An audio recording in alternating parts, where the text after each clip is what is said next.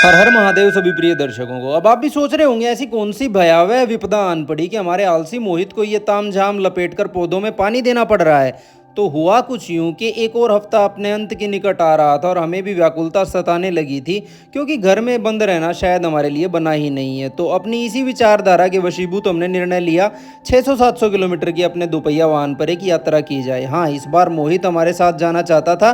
वैसे तो ये केवल आरामदायक यात्राएं करना पसंद करता है, किंतु हमें जाता देख इससे भी रहा न गया। जल्दी ही हमें यह आभास भी होने वाला था कि गर्मी के इस भयावह दौर में दोपहर के समय दोपहिया वाहन लेकर निकलना कितना कष्टदायी हो सकता है।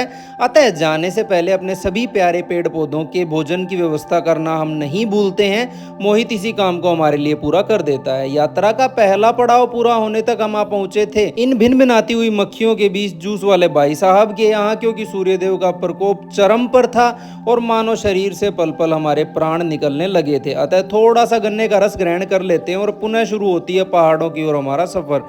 अब कुरुक्षेत्र तक पहुंचे ही थे कि हमें करना पड़ा एक और बड़ी दुविधा का सामना, क्योंकि बाइक पर पीछे हमने एक कैरियर लगवाया हुआ था जो मोहित को बैठने में खासी परेशानी दे रहा था। अतः हम चाहते थे कि अपनी मोटरसाइकिल की सीट में कुछ बदलाव करवा लें।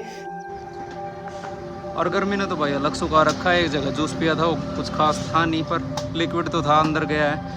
पहुंचने में अभी लगेंगे शायद 3-4 घंटे। गलती की है, बाकी दोपहर में आ गया तो सुबह ट्रैवल करना था या शाम को। चलिए कोई नहीं, आगे से ध्यान रखेंगे। एक बार सीट का पता करता हूँ, आपको भी ज़रूर दिखाऊंगा अगर ये अंकल जी बना देते हैं तो। पीछे अंकल जी ने तो मना कर दिया था, लेकिन भाई यहाँ एक और हमें जो है दुकान मिली है। इन भाई साहब ने हाँ तो किया है, लेकिन इनका बंदा जो है वो खाना खाने गया हुआ है। हमारे मोहित के चेहरे की मायूसी आप देख सकते हैं। लेकिन यहाँ समस्या ये रही कि घंटों के इंतज़ार के बाद भी हमारी सभी उम्मीदों पर पानी फिर चुका था। फिर क्या था, पुनः शुरू करते हैं अपना ये लंबा सा सफ़र। शहरों की परेशान कर देने वाली भीड़ को पार कर लेने के बाद आखिरकार हमें मिल जाती है एक खुली सड़क, और यकीन मानिए ये अनुभव किसी स्वर्ग से कम नहीं होता है।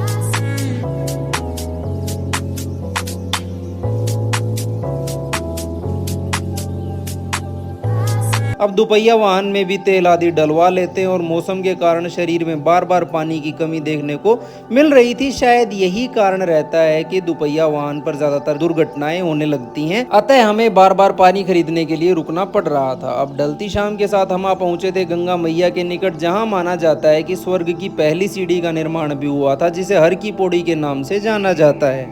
यहाँ पानी की थोड़ी सी बहुलता होने के कारण हमें थोड़ा सा ठंडक का आभास भी यहाँ मिल जाता है। अब हम सभी यात्राएं खाली पेट करते हैं, किंतु वहीं हमसे ठीक विपरीत थोड़ी थोड़ी देर में मोहित को कुछ ना कुछ खाने को ज़रूर चाहिए। इसी कश्मकश के बीच हमें मिल जाते हैं स्प्रिंग रोल वाले भाई साहब, और यहाँ हमें ये देखने को भी मिलता है कि स्प्रिंग रोल आखिरकार बनाए कैसे जाते हैं।